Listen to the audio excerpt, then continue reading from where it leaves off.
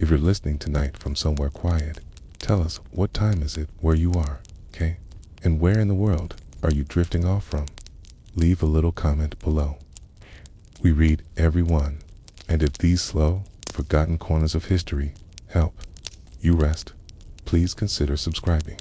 It means more than you know. Now, let's return to the fading edges of an empire that forgot how to end, in the year 375 AD. Just as the snows began to dust the northern banks of the Danube, the garrison at Vindobona received its last formal order from the Roman Empire. Vindobona, which you might now recognize as Vienna, had once been a sturdy frontier town. Not glamorous, not wealthy, not especially important, just another checkpoint in the vast belt of limes that tried to hold back everything Rome couldn't control: Germanic tribes, opportunistic raiders, bitter winters. The soldiers stationed here weren't heroes, okay? They weren't even particularly well trained by then. Many were locals or sons of veterans, given a stipend and a promise of wheat. The border had already grown quiet, unnervingly so. By the mid-4th century, the empire was exhausted. Civil wars in the east, economic spirals in the west, and an administrative structure so bloated that regional governors stopped expecting anyone from the capital to respond at all. Still, there were protocols. Reports were sent. Edicts were read aloud, okay? And so, Vindobona received a curious instruction: prepare for reinforcement. No time given, no direction, just the promise of new legions and a reminder to store grain. Centurion Marcellinus, who had not seen a senator in 20 years, pinned the order to a damp wooden board inside the command tent.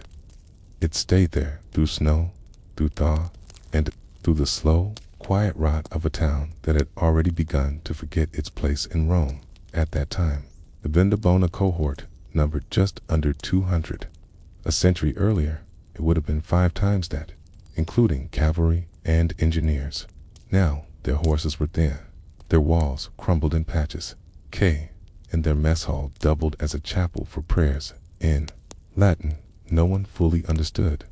The Danube shimmered like iron under the frost.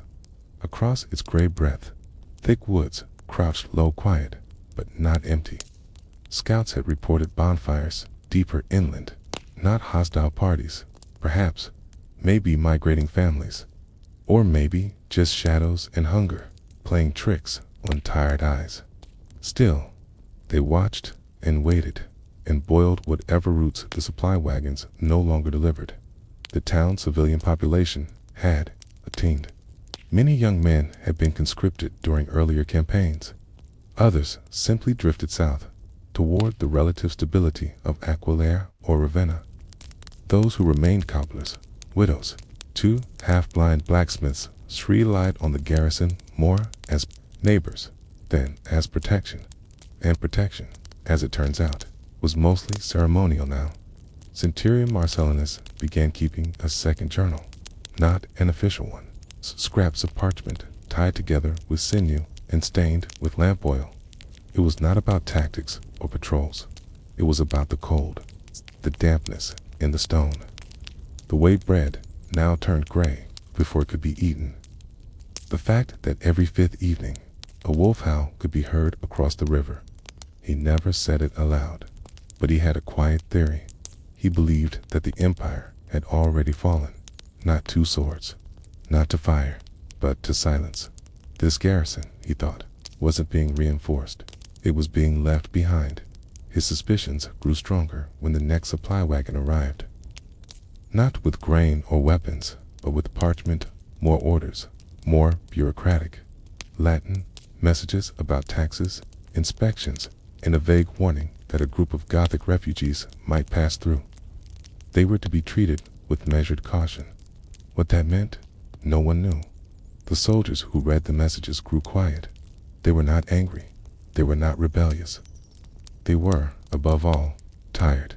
One of them, a young man named Quintus, who had arrived only 2 winters, aghast the question. None of the veterans dared to speak aloud. Are we the empire now? The question didn't echo. It didn't provoke a debate. It just sat in the air, like smoke that refuses to rise. A week later, blacksmith's eldest daughter was found dead by the river. No signs of violence. She collapsed in the frost, a basket of moss at her side. Hunger, likely. Exposure, or both. The soldiers buried her beneath the watchtower. They recited a prayer from memory, each man getting a few words wrong in a different place. The centurion folded his hands, nodded, and went back to his tent. There was no report filed. There would be no one to read it. What remained of Vindobona that winter was not truly a town anymore. It was a memory kept alive by routine. Firewood chopped at dawn, perimeter checked at noon, bread rationed 2 quarters. The bell rang at dusk, even when the bell rope froze stiff. Some nights, the centurion climbed to the top of the tower and stared north.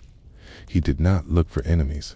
He looked for the next order, the next signal, the next voice from a capital that still claimed to be eternal. But nothing came. No riders, no missives, no fresh stamps from emperors whose names changed too quickly to remember. And then one night, under a brittle moon, the watchman spotted movement on the far bank. Not soldiers, not traders, not even raiders, just shadows. A procession of figures wrapped in pelts, walking single file, barefoot in snow. They did not shout. They did not run. They simply approached the crossing.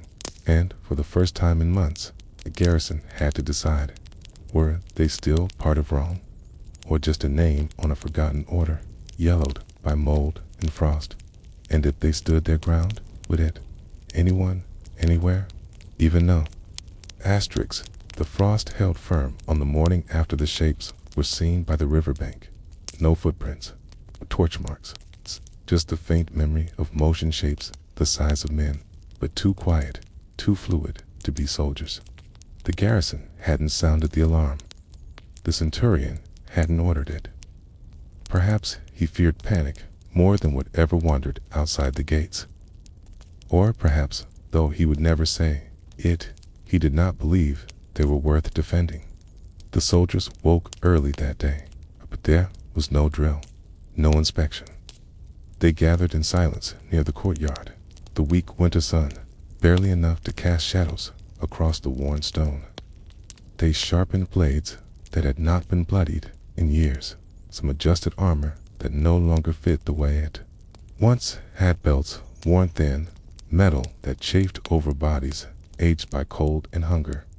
Centurion Marcellinus emerged from his tent, as he always did, slowly, his face unreadable, his shoulders weighed down more by memory than duty. He looked out across his men. Then he looked toward the outer wall. No movement, the gate watch reported. Just fog. Fog can be company too, the centurion muttered. No orders followed. The men dispersed quietly. They were not cowards, but neither were they sure of their role anymore. Once they were defenders of an empire. Now they were guardians of a place forgotten even by those who had once drawn maps of it. That afternoon, a scout returned from Aperver.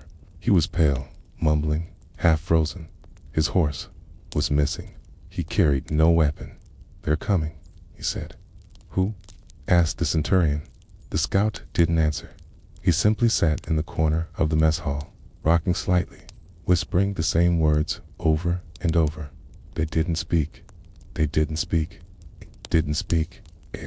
When pressed, he described them. Not soldiers, not an army, just people, hundreds of them, maybe more, covered in furs, dragging carts, carrying children, starving, walking slowly but deliberately southward.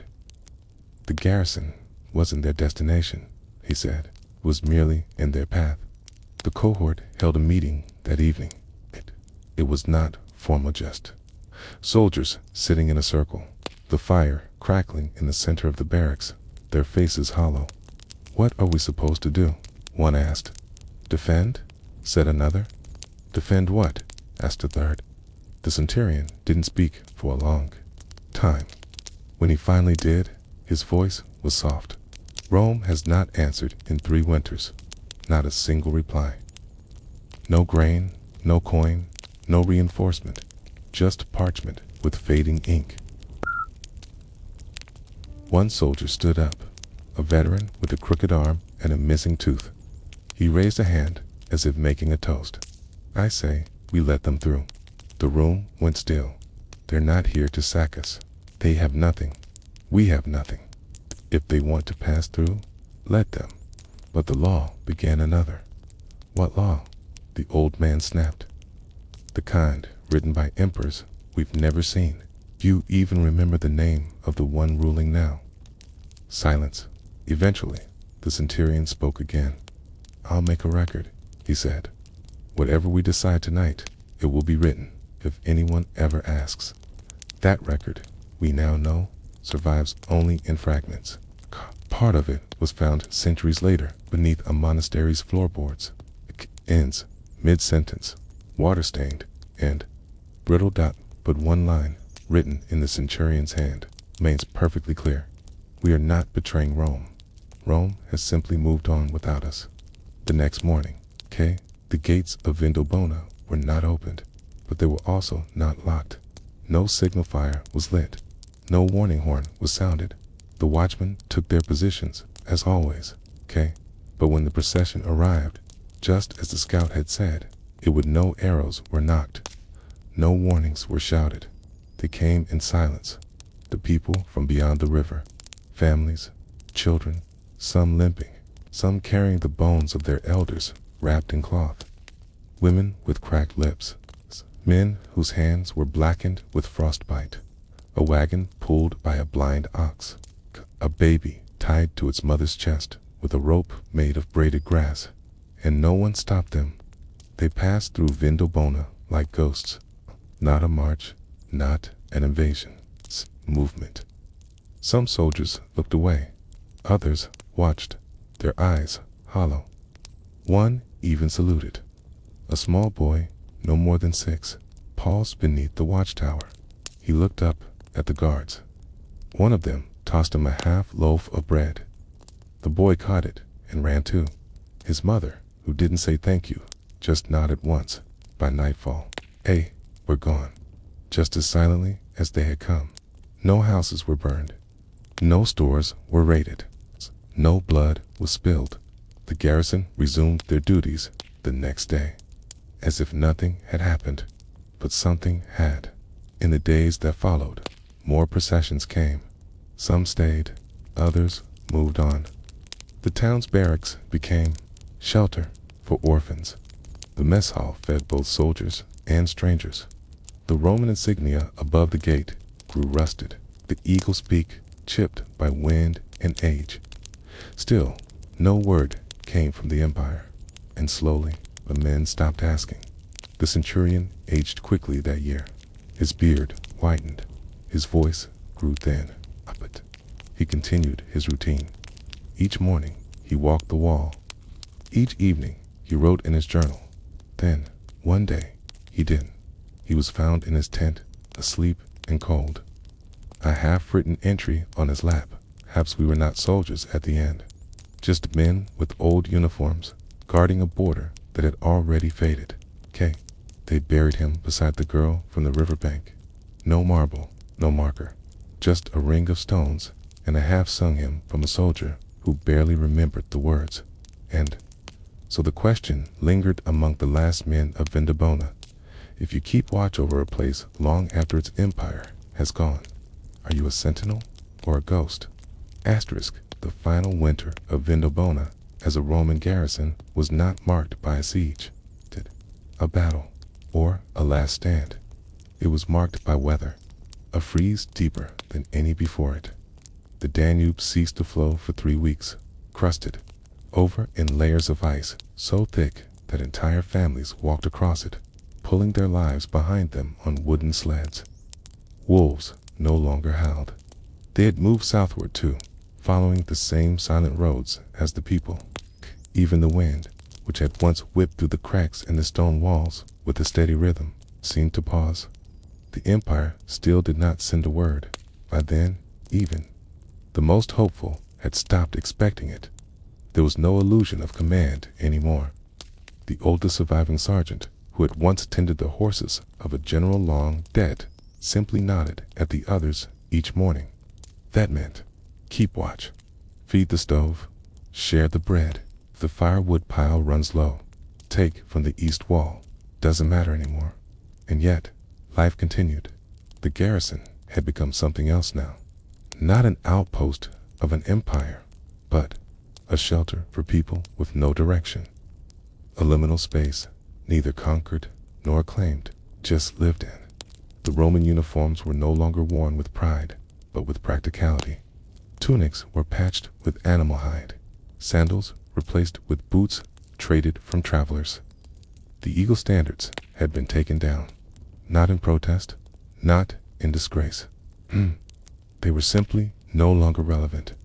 One day, a man arrived on horseback, alone, wrapped in layers of cloth, his breath visible even at midday, carried a seal not of the emperor, but of a bishop in Aquileia. A letter, not an order. Request. If you still hold the tower, and if you still remember the name of the empire, please light your beacons. We need to know if there is anyone left between the rivers. The soldier who received it his name lost to time read it twice. Then he walked slowly to the top of the watchtower. The beacon was still there, though no oil had been brought in nearly a year. He used fat from the last slaughtered goat, torn linen from his own tunic, and the wick from a broken lamp. That night, Vindobona glowed, not brightly, but enough to be seen from across the valley, enough for some traveler in the distance to know. Someone still lived here. Someone still remembered. After that, more letters came not from Rome, but from churches, from abbots, from petty kings in the surrounding provinces. Requests for shelter, for bread, for fire. Some offered coin. Others offered news. One letter included a simple map with a red cross over Vindobona and the words, Haven, no longer Roman, but safe. That word spread slowly, over seasons. Vindobona became a kind of whisper, not a place of power, not even of defense, just of refuge.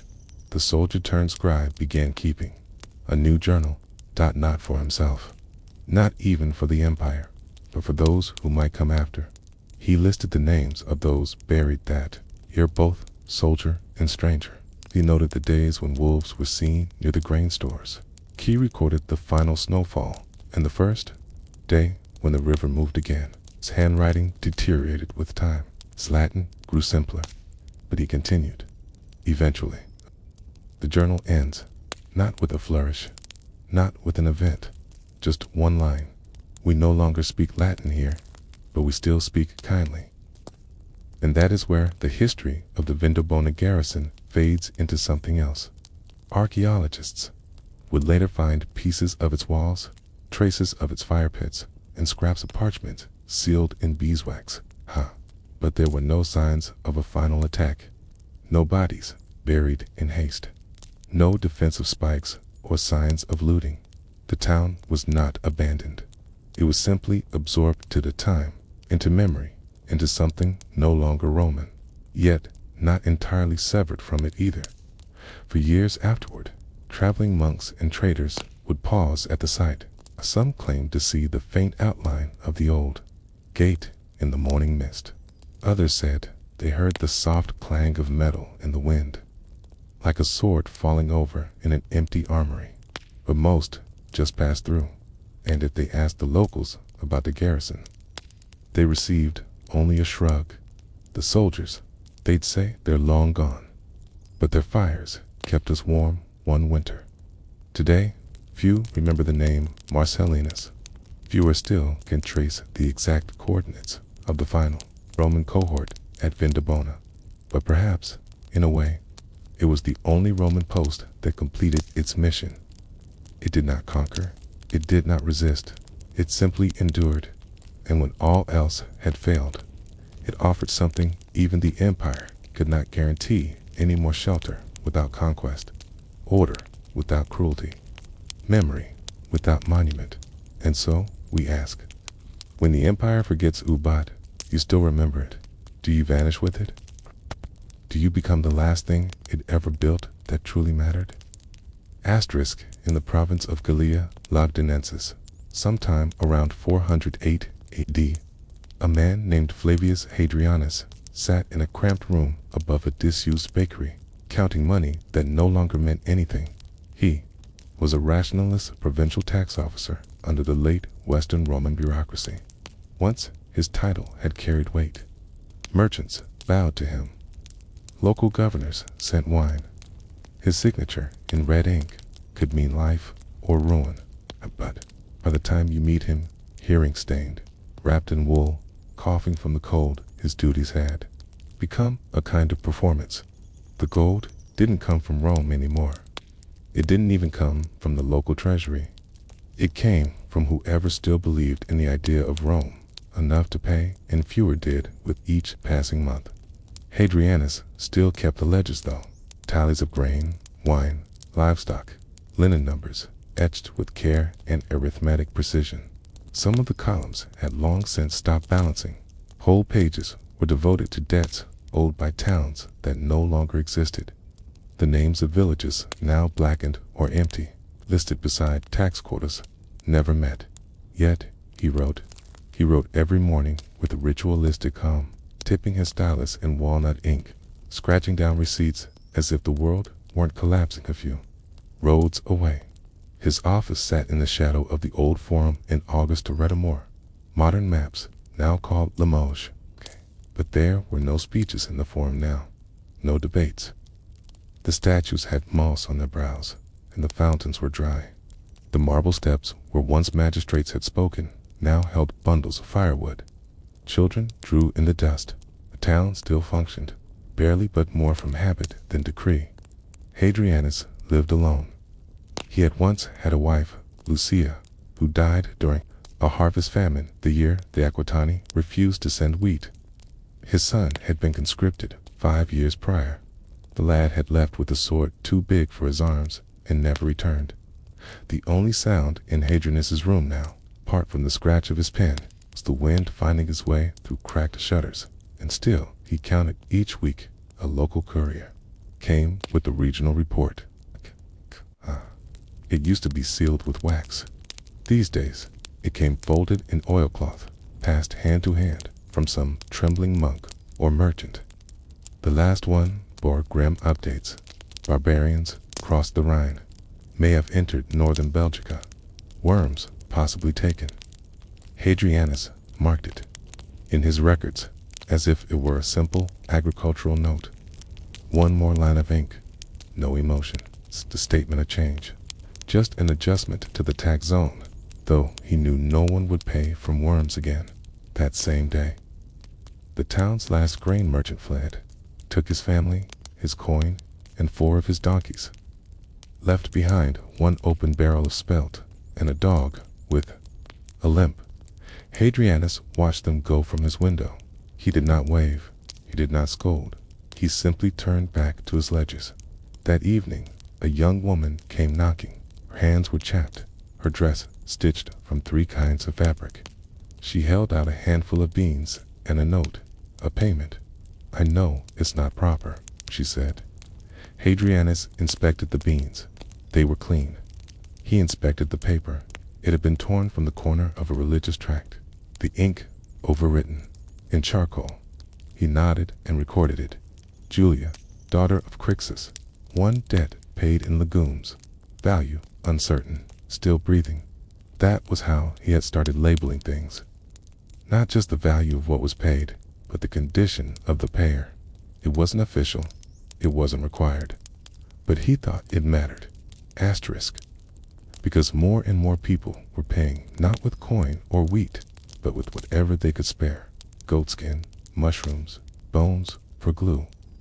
One man paid in story stales from across the river, which Hadrianus recorded just as carefully as he did the rest. A bishop was hanged by his own chain in Airlate. The Visigoths passed through Toulouse without stopping. Some say Ravenna is flooding.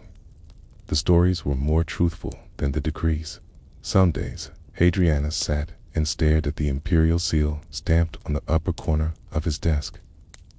Once bright crimson, it had faded to rust brown. He traced it with his finger now and then, like a priest touching the robe of a vanished saint. He remembered when the Western emperor had visited Gaul. Not this one. No one remembered his name, but one of the previous ones. He had come with trumpets and silk and guards who stood like stone.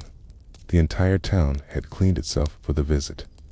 Hadrianus had been a young assistant then, eyes full of ceremony, awestruck by the sound of Latin spoken with authority.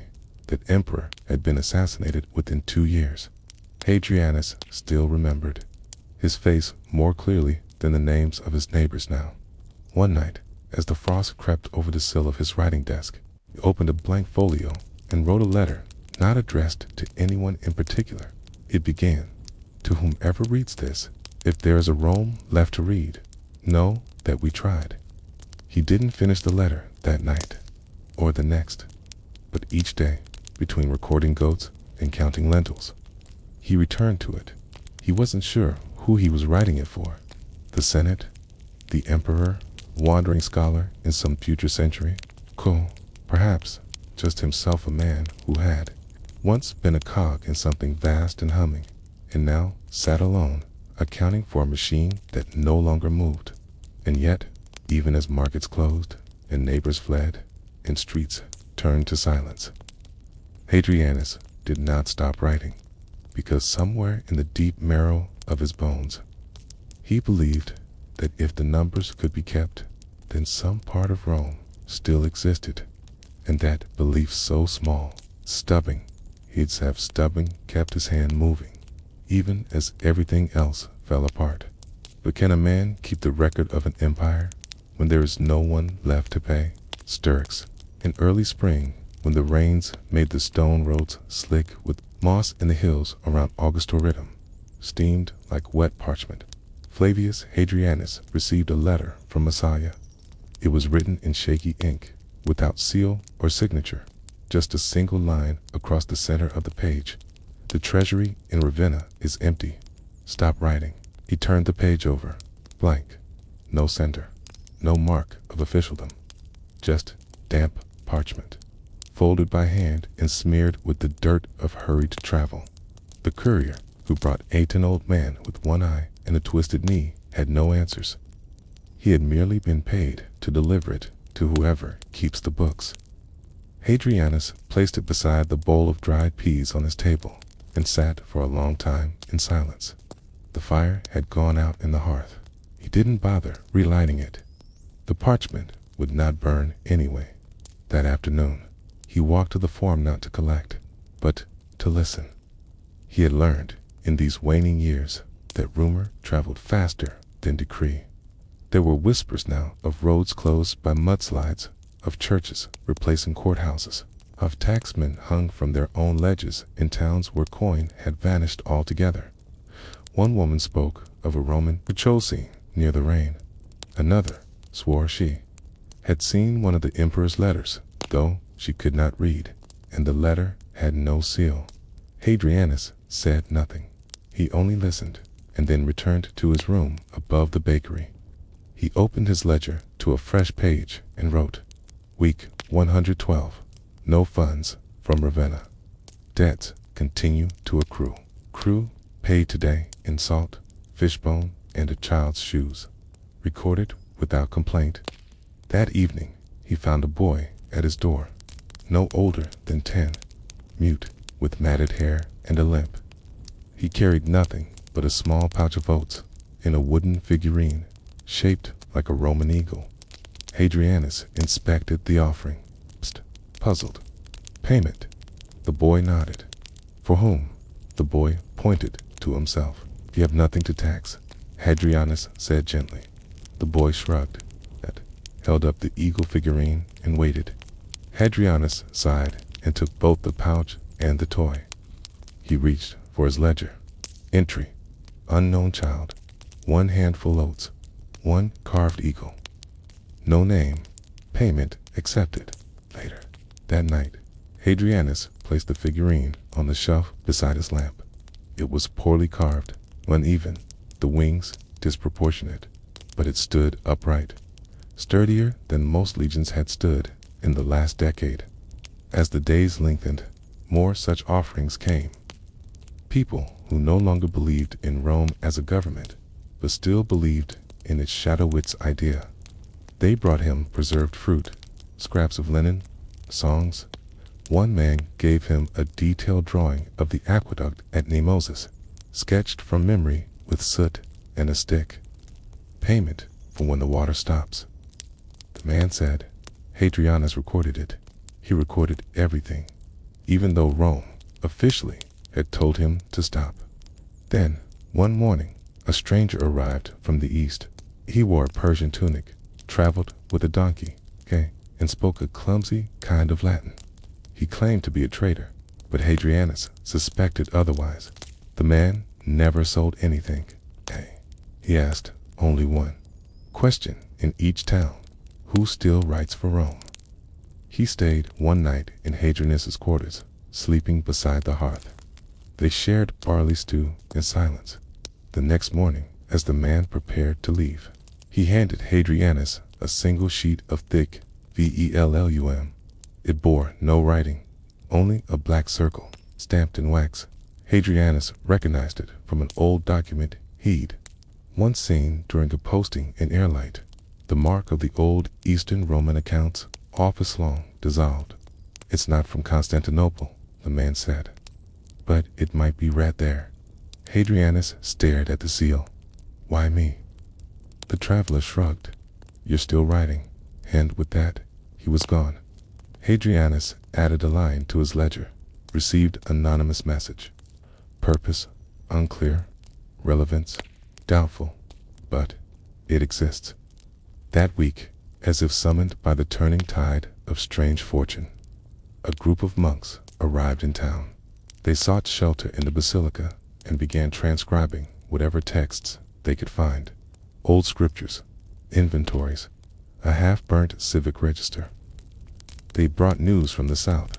Carthage lost to the Vandals, Spania fragmented, Ravenna half underwater. Rome silent. Hadrianus watched them from his window as they copied old merchant accounts with reverence, as if the numbers held divine secrets. He wondered, was that what he had been doing all along? Was preserving the sacred bureaucracy of a fallen world? Was it sacred, so simply, a habit too deep to break? Few days later, one of the monks came to see him, young, with ink-stained hands and a voice too soft for preaching. I heard you're the last rationalist in Gaul, the monk said. Hadrianus smiled faintly. The title doesn't mean much anymore. Still, the monk said, you kept writing. Hadrianus nodded. Why? He didn't answer at first. Then, slowly, because someone has to know it didn't all vanish in a day. The monk nodded solemnly and asked to see the ledgers. He spent 3 days copying them, every name, every odd exchange, every footnote and figure. When he left, Hadrianus felt strangely hollow, as if some part of him had been carried off on the monk's back. That night, he wrote a final note in his personal journal. I no longer remember who the emperor is, but I remember how bread is measured. That must count for something. And then, for the first time in many seasons, he did not write the next day. He simply sat by the window, watching the hills melt into fog. The days that followed were oddly bright for spring warm winds brushing down from the mountains, trees blooming too early, as if nature had forgotten there were rules.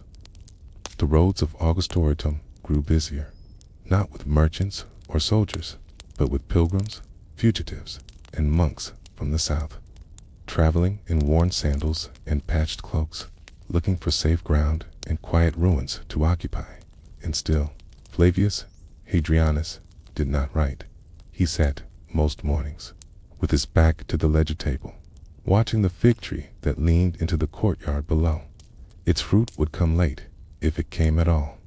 A neighbor had once claimed the tree bloomed only in years when an emperor died. Hadrianus had laughed then. He wasn't laughing now. The ledgers lay open. The ink pot dried to a hard crust. The wooden stylus cracked. Yet the urge to record pulsed faintly in his hands, like an old wound aching when the weather changed. One afternoon, a letter arrived not from Rome, not from any treasury, but from a convent 2 days south. It was addressed simply to the one who still writes.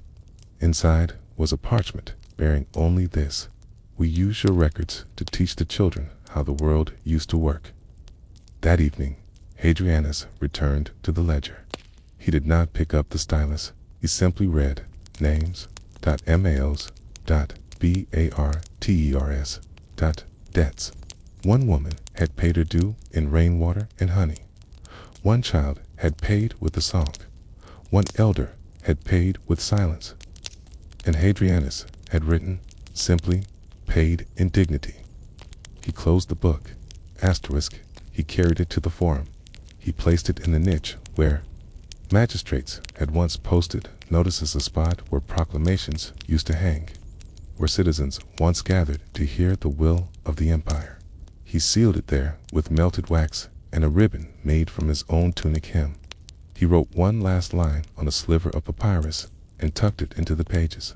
If anyone ever builds a Rome again, may they remember this one did not vanish in glory. It faded in footnotes, in kind trades, in the breath between taxes. And, with that, Flavius Hadrianus became something else. Asterisk. No longer a taxman, no longer even a Roman, perhaps. Just a witness, a quiet scribe of what came after the orders stopped. He lived another winter. He took in 3 orphan siblings who brought him mushrooms from the hills.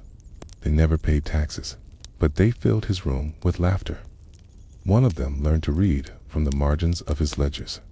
Another used the empty folios for drawing trees, goats, stars, and once a large eagle with melting wings. By the time Hadrianus passed peacefully, with his hand resting on a wool blanket, there was no ceremony. The children buried him behind the old bakery and placed a small tablet above the grave. On it was carved just 2 words: he remembered. Centuries later, when scholars opened what remained of the forum's foundations, they found the ledgers. Some pages had decayed, others were perfectly intact. The ink, made from iron gall and soot, had endured. The writing, though faded, was clear. They pored over it in silence, not for laws, not for politics, but for something quieter, evidence of the day-to-day decisions that kept one corner of a vanishing world from slipping completely into oblivion. There was no mention of emperors in the final entries, no glory, no titles, only notations and kindness and barter.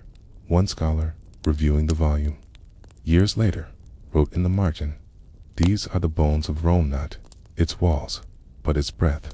Today, few know the name Flavius Hadrianus, but in the museums of faded provinces and the footnotes of late imperial studies, you may still find fragments of his ledger, small, almost irrelevant tallies, pressed flat behind glass, a record of debts that were paid long after Rome had stopped asking.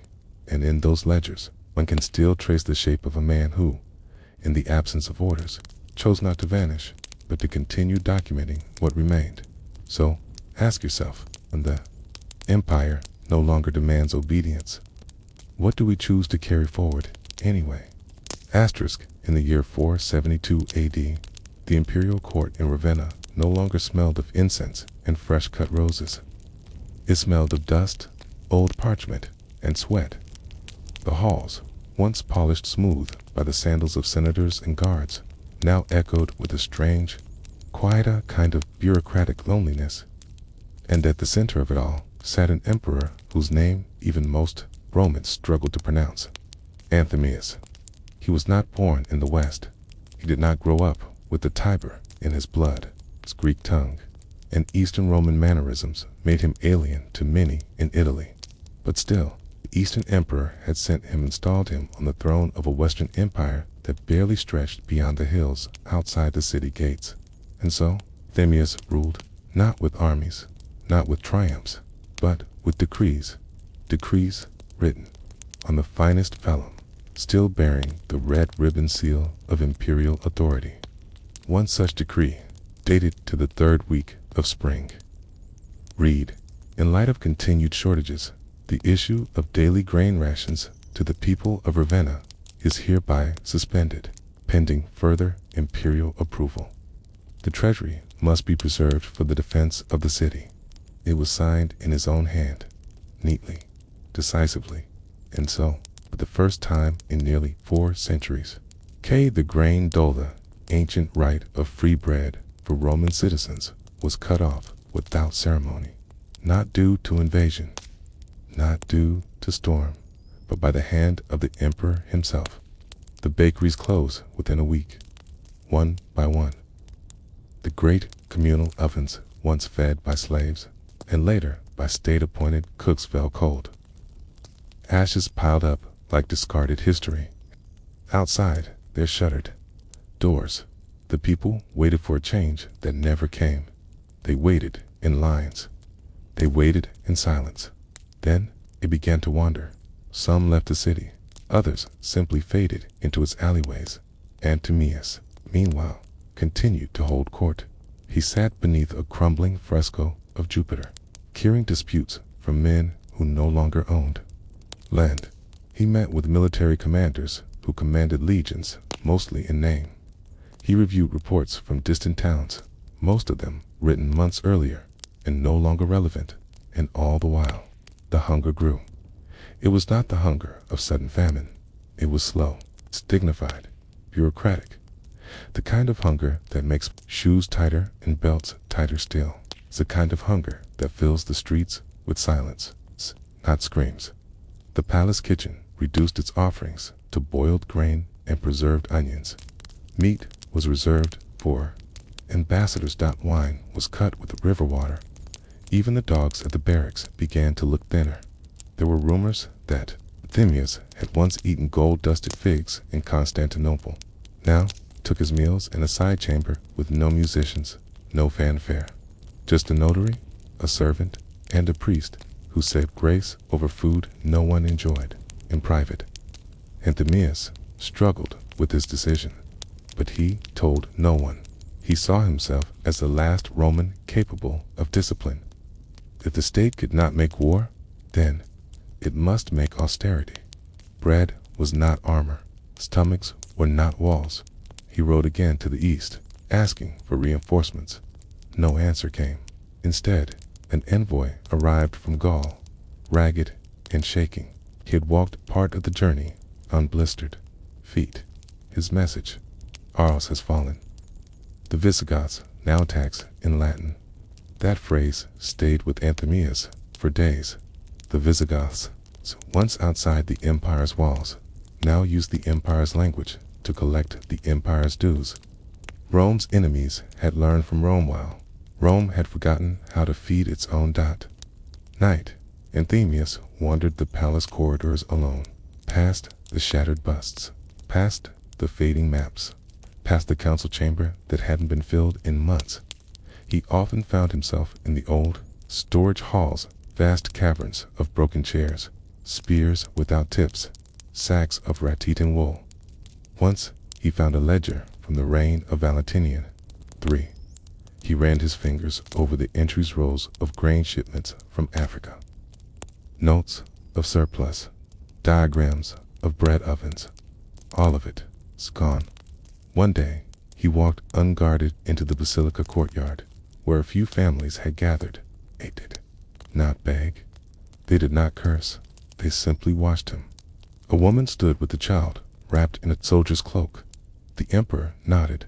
She did not bow. They did not speak, and that, somehow, stung the most. Not hatred, not rebellion, just the absence of belief. That night, Anthemius summoned his secretary. I need the list, he said. The secretary, confused, fetched the registry of magistrates. No, said the emperor, his voice thin, not names. Ovens. I want a list of every public oven in Ravenna.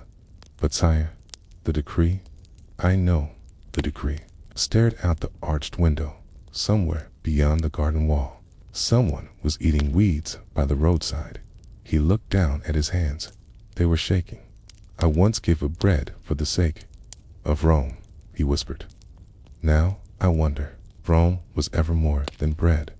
The list came. 17 ovens. 7 still intact. 3 still had their bricks. He ordered them. Reopened.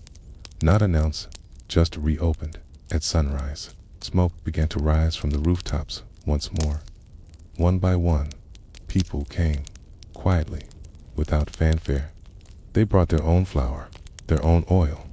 They lined up. They baked together. No guards watched. No priests blessed. The bread was coarse, rough, burned in places, but it was bread. The emperor did not attend. He stayed behind his crumbling fresco.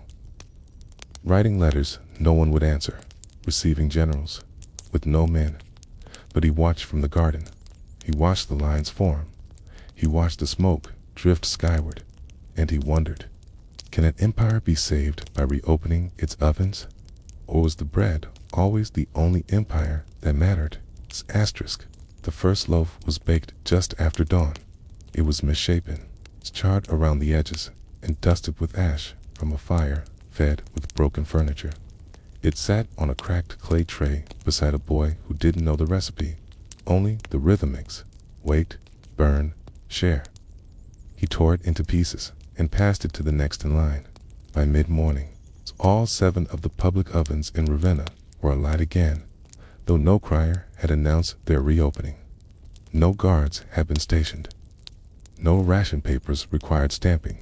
It happened without permission, which made it feel more Roman than anything else had in years. Some brought flour they had hidden for weeks. Others brought lentils or salt or stale olives to trade for a slice. One man brought a chicken, which he plucked and roasted in the heat beside the bread. No one objected. Children laughed again. Grandmothers muttered instructions as if waking from a spell. Even the dogs lay peacefully in the sun and up in the palace. Emperor Anthemius did nothing to stop it.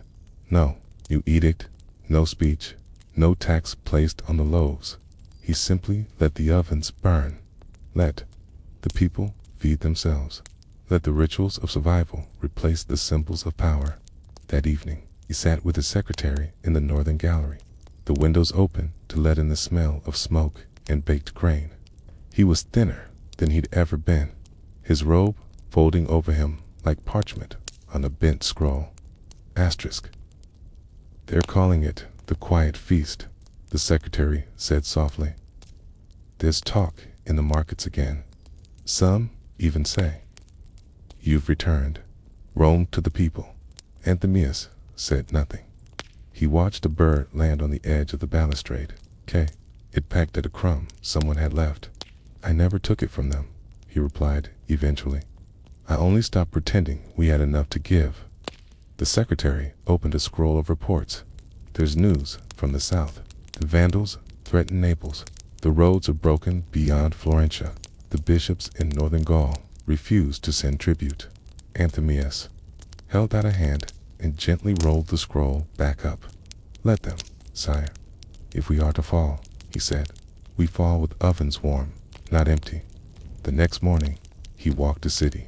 No retinue, no horses, just an emperor in worn sandals, in a cloak sewn with gold thread that no longer glittered.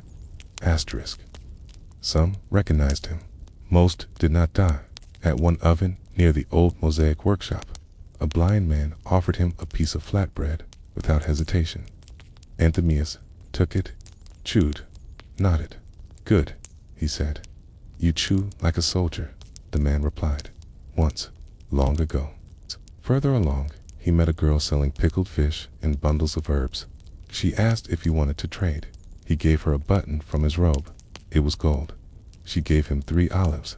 He ate them in silence on the steps of the old Bathouse. There, someone approached with news to another noble, face gaunt, voice thin.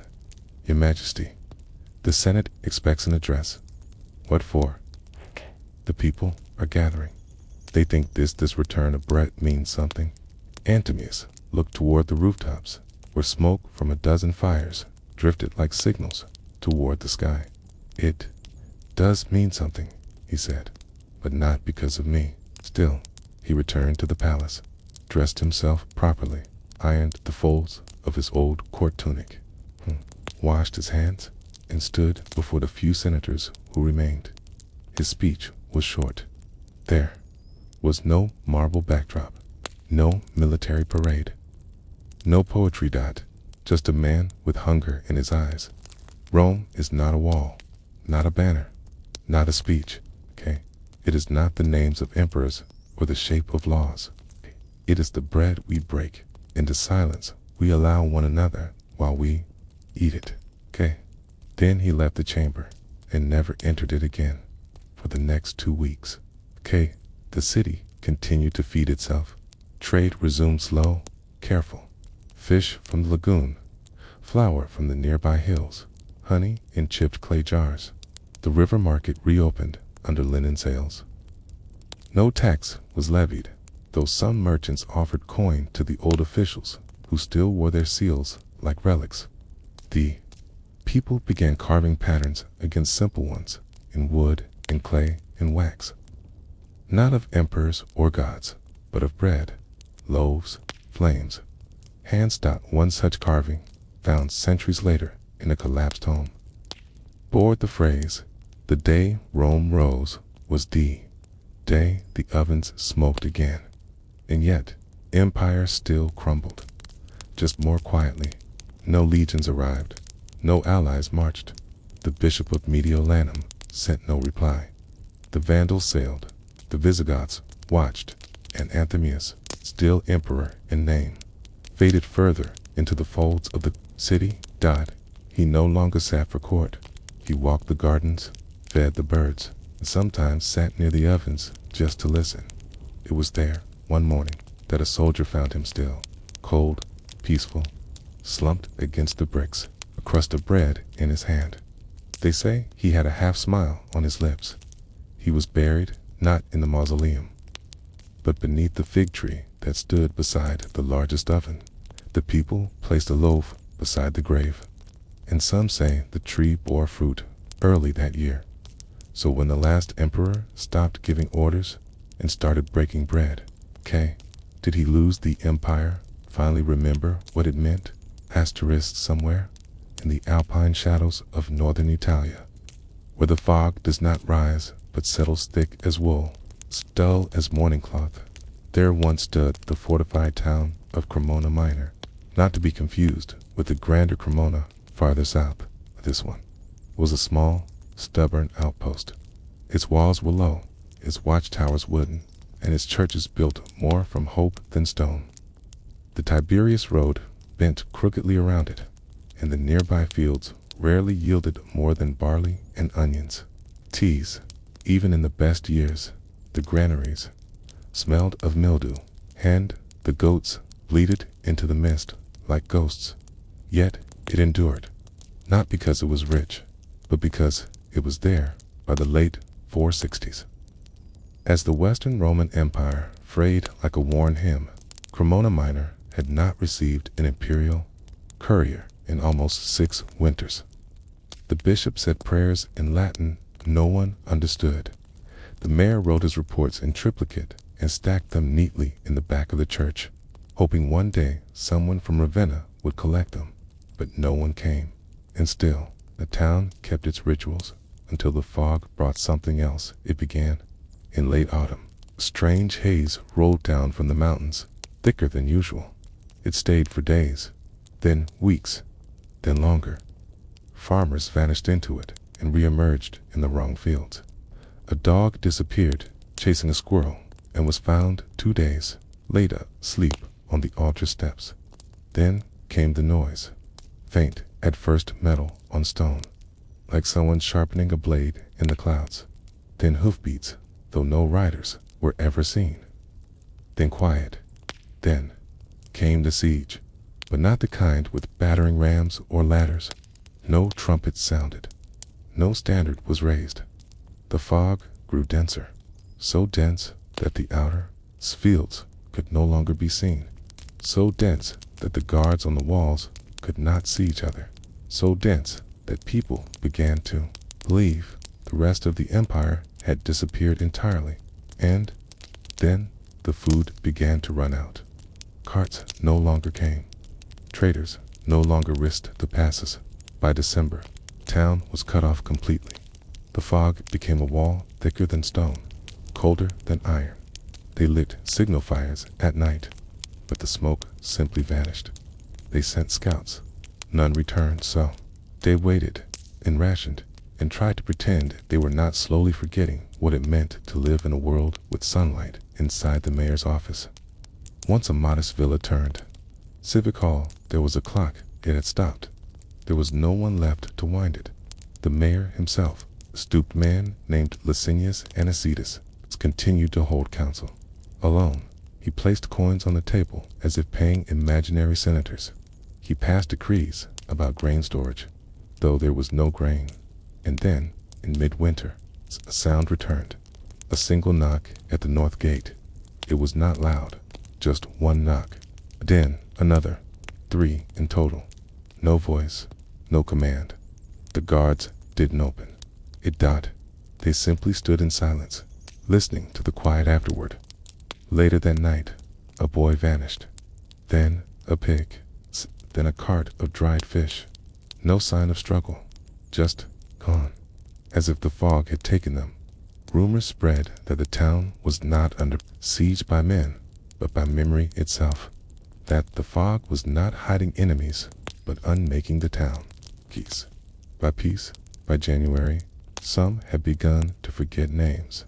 By February, the candles were made from the tallow of forgotten livestock. By March, the bishop gave a sermon with no words, just stood at the altar and wept. And still, the town stood, its walls unbreached, its gates unbroken, but its soul, slowly, unstitched. Then, one morning, something happened that no one could explain. A woman from the town of Baker's widow, named Tronia, walked through the fog and returned. She came from the north. Her dress was torn, her eyes wide, but she was alive. The town gathered around her, starving for her story. She said nothing, not for a day, not for 2. On the 3rd day, she whispered, "There is nothing there, no road, no field, no forest, no sky." She had walked for a full day, in what felt like nothing. Then she turned back and found herself not at the town gate, but already in her kitchen, staring at her own fire as if she had never left. After that, no one tried to leave again.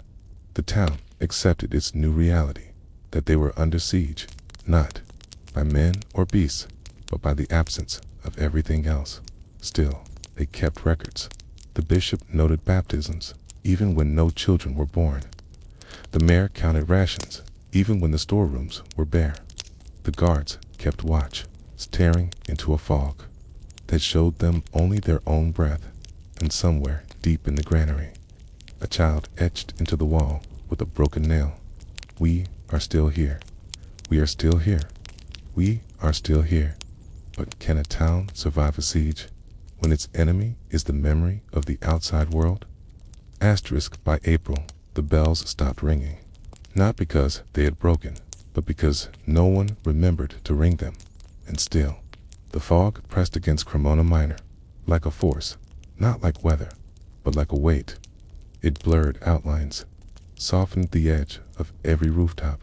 It muffled breath and footstep. Even the crows that used to perch on the watchtower crossbar had vanished. The town was now a floating island in a sea of vapor, slowly forgetting the horizon. Inside, the walls, time unraveled. One man was seen eating petals from a frozen violet. Another walked through the forum reciting Latin poetry to no one. A woman gave birth in the cellar of a bakery, surrounded by soot and damp, and named her son Romanus, as if naming him after the empire would anchor him to something real. But even the empire was fading. The maps that once hung in the mayor's office had curled with damp and collapsed under their own weight. Ravenna, Rome, Mediolanum just blurred shapes on paper now. The mayor, Licinius Anicetus, no longer wrote reports. He started sketching shapes instead. Circles, lines, domes with no labels. One resembled a face, another an eye. Cities we've lost, he murmured once. Or cities we've invented. At the edge of the forum, the town's only stone cross began to lean. No one righted it. It had leaned before and would likely lean again. The bishop said this was a sign of God's favor, that they were being spared from the madness outside, but no one asked what kind of mercy.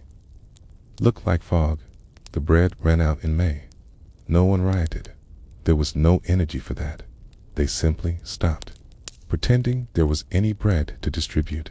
Instead, people sat beside the ovens for warmth, sharing salted roots or whatever moss could be boiled. The old superstition returned that sharing warmth was more filling than sharing food. Then came the disappearance of the towers. The South Tower vanished first. Asterisk. One morning, it was simply not there. No sound, no smoke, just an absence, as if it had never been. The guards on duty swore they hadn't left their posts. One wept. The other refused to speak at all. Soon after, the east wall softened into the mist like a melting candle. The town's children began drawing it again in chalk on the stone steps, each child remembering a different number of battlements, a different shape to the gate, and still no one came. Not a soldier, not a traveler, not a single animal. Apart from the rats, the fog took the rest. In a tavern turned soup kitchen, a priest named Eledius kept a book of names. It had started as a list of the sick. Then it became a list of the gone, but not the dead. At least not confirmed. Just people, missing, slipped into the fog, and never returned. Or, perhaps, still there, just beyond the edge of perception. His book filled slowly. He wrote in small script. One entry read, Juliana, aged 40, last seen gathering rosemary, may return. Another. 3 days later, Horatius, 13, entered fog with goat. Goat returned. Each note was careful, reverent. He did not write the word lost, only unfound. On the 112th day of siege, Eladius stopped writing. The book sat open for days in the center of the old tavern. A child drew in it. Then a dog chewed one corner. Then a woman tore out the back pages to start a fire. No one minded. Eventually, someone placed a pebble on top of it. A tiny act of closure in early summer. A strange thing happened. The fog thinned just a little. Enough to glimpse the outline of the distant pine forest to the west, enough to see that the world had not ended. And then, even stranger a rider appeared, not in armor, not bearing a banner, just a boy, barely 20, with a donkey trailing behind. He bore no letter, no message, no food, just a single sentence, spoken in cracked Latin. I heard someone was still here. They brought him to the mayor, who was not mayor anymore, just a man in an old robe, who sat in the sunlight with birds nesting in the folds of his tunic. The writer repeated his message. I heard someone was still here. Licinius Anicetus blinked. He hadn't heard his own name spoken in months. He rose slowly and said, We are, though we do not know what we are still of. The writer wept. He had come from Piacenza, he said. The city had survived, barely. Their towns had not. Rumors had reached them, rumors of a ghost town in the mist that had never fallen. No one believed it, but he rode anyway, to see, to witness, to remember. He asked if there was any bread. They gave him broth. He said it was enough. That night, fog lifted slightly, just enough for the stars to pierce through. It's blurred, but bright, for the first time in half a year. The town heard birdsong, A kind of siege was ending, but not all at once, and not for everyone. The silence remained. The absences remained. But now there was one more voice, one more pair of hands to help rebuild what little could be rebuilt. And in the church bell tower, a young girl rang the bell again once. It echoed out across the fields like a question, not an answer, just a question. If no army ever breached the gate, but no one remembers the sound of joy. Did the city survive? Asterisk. By midsummer, the fog retreated for good. Not all at once, not like a curtain lifted, okay? But in threads, unraveling with the patience of time, like a memory finally permitted to fade. It peeled from rooftops. It lifted from roads. It let the pine trees appear again, one by one, okay? Like ancient statues emerging from deep water. Cremona minor had survived, but not in the way cities are usually said to survive. Its walls still stood, but they had not been tested. Its people still lived, but they had not fought. Its records remained, but no empire would ever read them. What endured was something quieter, kind of rhythm, a kind of habit of rising in the morning even when there was no reason, of sharing food even when there wasn't enough, of naming children even when the world felt like it might forget them. The rider from Piacenza stayed. He helped patch a grain, shed roof, and learned to boil root broth from an old woman who had lost the use of her left arm. He asked more questions than he answered. Sometimes he wandered to the edges of the fields and stared at the horizon as if daring the fog to return. It never did. More travelers came, 2 from Bananaya, one from the mountains, another from a village that had been burned but not buried. They were cautious. They asked little. They stayed. The town changed, not rebuilt, not reborn, just changed. Some homes remained empty. Some names were never spoken again. Some days were spent doing nothing more than cleaning old soot from walls. Yet, slowly, voices returned to the streets. A child's laughter once echoed through the courtyard of the ruined bathhouse. Someone carved a flute from a branch and played it badly for weeks. No one complained. The bishop resumed his sermons. He no longer spoke of Rome. He spoke of breath, of silence, of waiting, and of not giving in to the comfort of forgetting. In the town square, a monument was erected, not tall, not ornate, just a ring of stones encircling a tree stump. No inscription, no statue, but people knew what it was. Here stood the town that did not fall, because there was no one left to push it. Here stood the people who did not fight, but did not vanish. Here stood the last Roman habit, persistence in the absence of victory. In the records we have from nearby regions, Cremona Minor is rarely mentioned again. When it does appear, it is only as a waymarker on maps of uncertain age. A place of fog. One note reads, where things go and come back changed. Some stories claim the fog returned decades later. Others say it never truly left. That on some nights you stand by the north gate, the mist still curls in soft, slow, and cold as breath in, that if you listen, you can hear the names of those who walked into it and never came back. But maybe that's just what people tell themselves too. Explain why silence sometimes feels heavier than sound.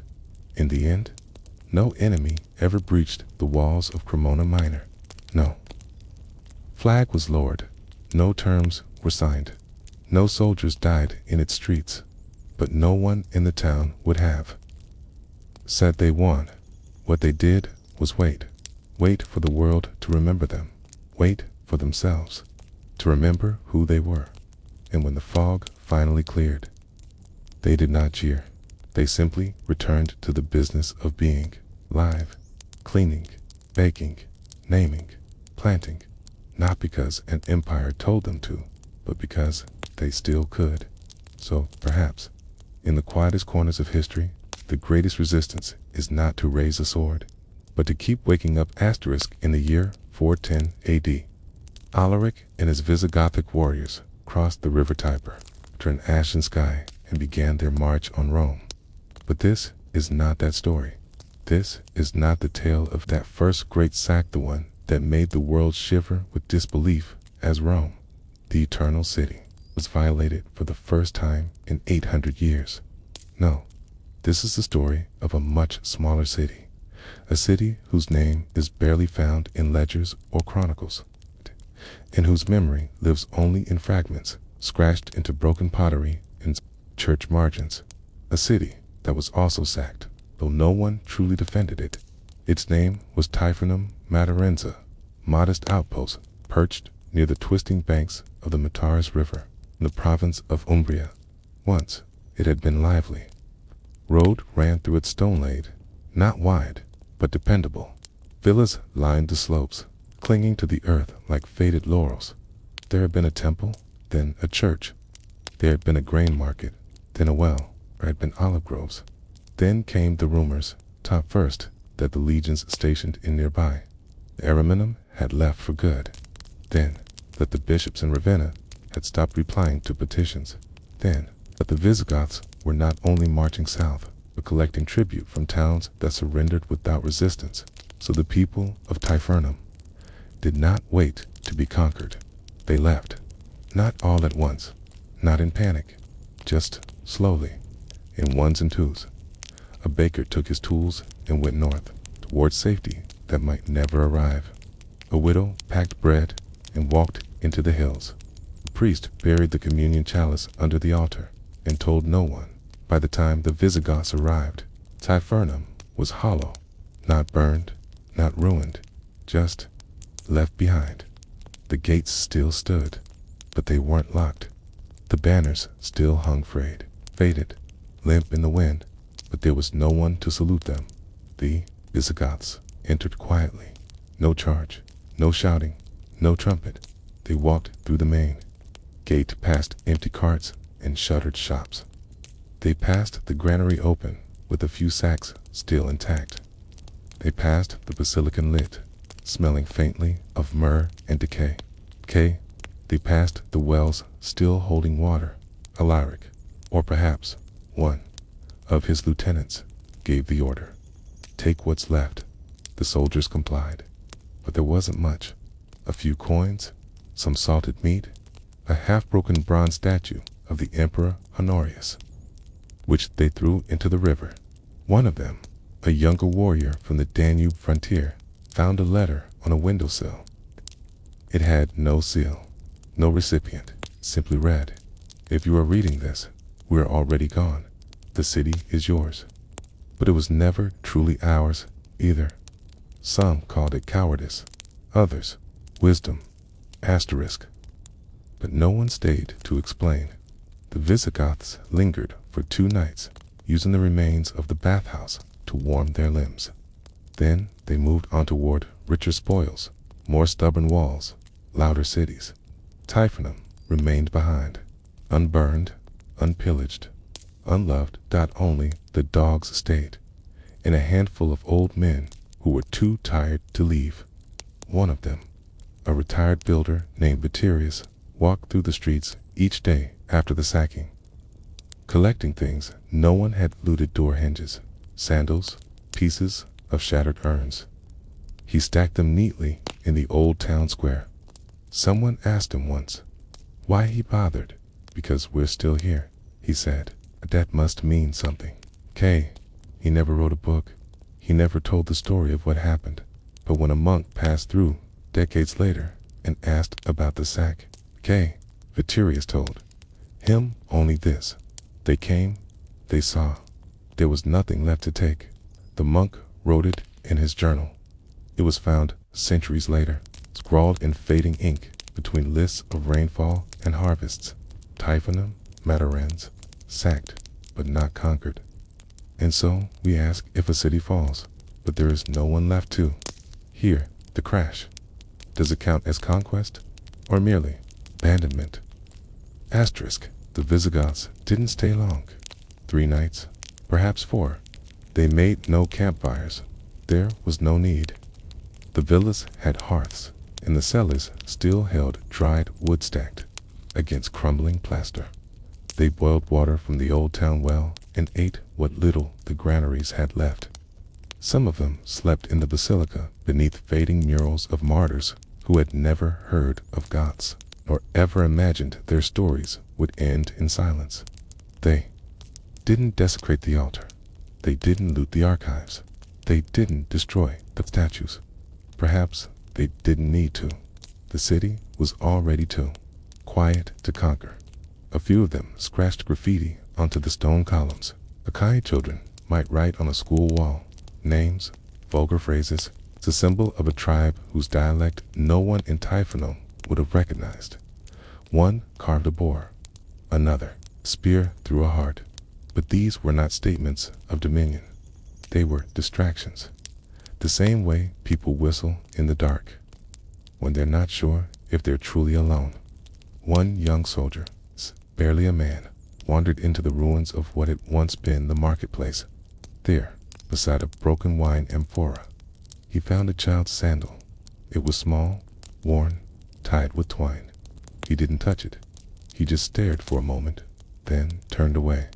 On the second night, a strange sound drifted from the hills. Voices, not war. Cries, not commands, just song. A soft chorus carried by wind, echoing faintly off the hillsides. Someone, somewhere, singing in Latin. A hymn, perhaps. It's a funeral chant. Or just an old melody remembered from childhood. The Visigoths froze. Some drew weapons. Others looked toward the gate, but no one came.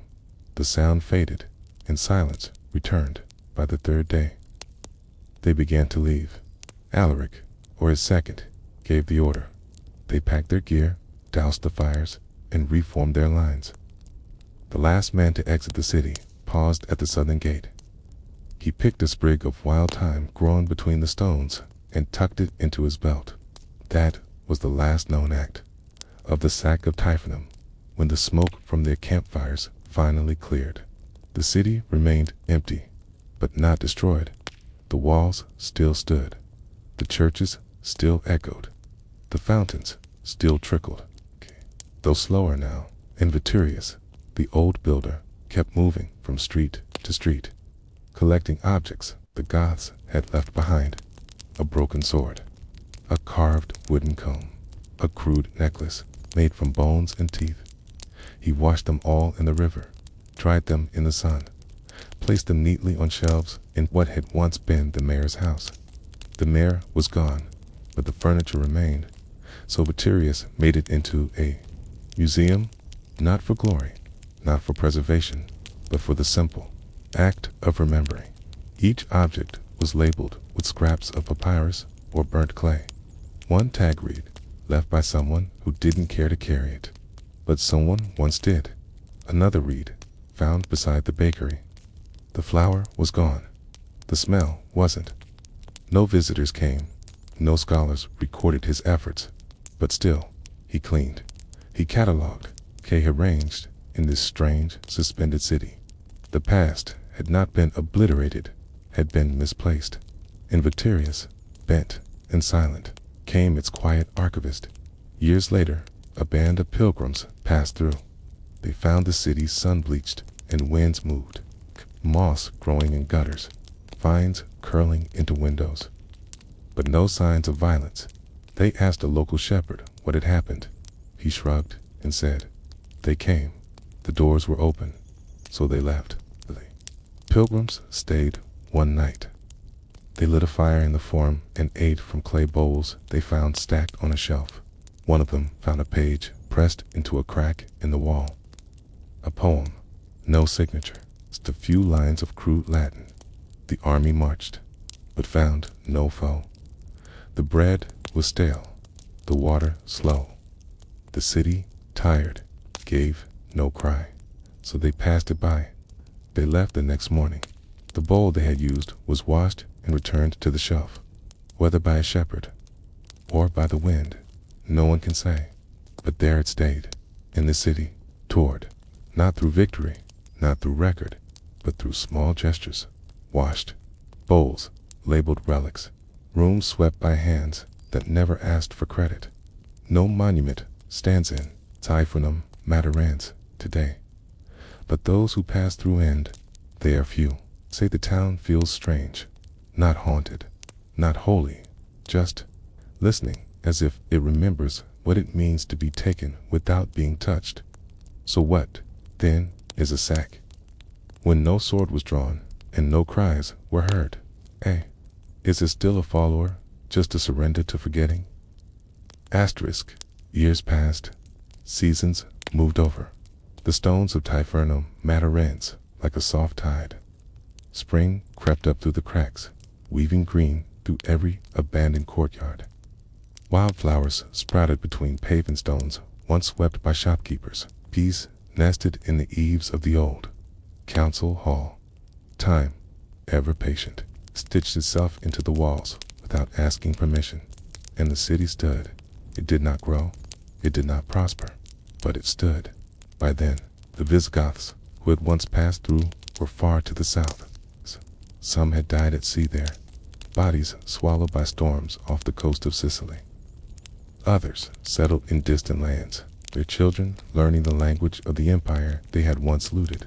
Few remembered Typhonum, even fewer spoke of it, but within its walls, life had not vanished entirely. The old builder, Viturius, still tended his quiet museum, though he now moved with the stiffness of someone listening to his bones more than his thoughts. Kay dusted each shelf with a crow feather. He repaired cracked tiles with river clay. He sat beside the window each evening and lit a small lamp made from the melted scraps of confiscated oil jars. He never lit more than one. He said it was enough. Sometimes a traveler would arrive, a monk seeking parchment, a shepherd looking for lost animals, a woman running from something she would never name. Viturius took them in. He offered broth. He showed them the relics. He did not ask questions, and when they left, he offered only one phrase: tell someone this place still breathes. Most did not, but a few remembered. One Travalia, young monk from the Abruzzo hills, returned years later with a bound copy of the Psalms. He gave it to Viturius, who could no longer read, but held the pages like treasure. Another came with a child, hoping for shelter. Viturius cleared a room. When he died, it was in his chair, near the shelf labeled simply, after the sack. The child, now grown, buried him in the shade of the olive tree behind the old mayor's house. No stone was carved, only a ring of bricks and a scrap of linen bearing the word keeper, and still the city remained. Over time, the relics disappeared.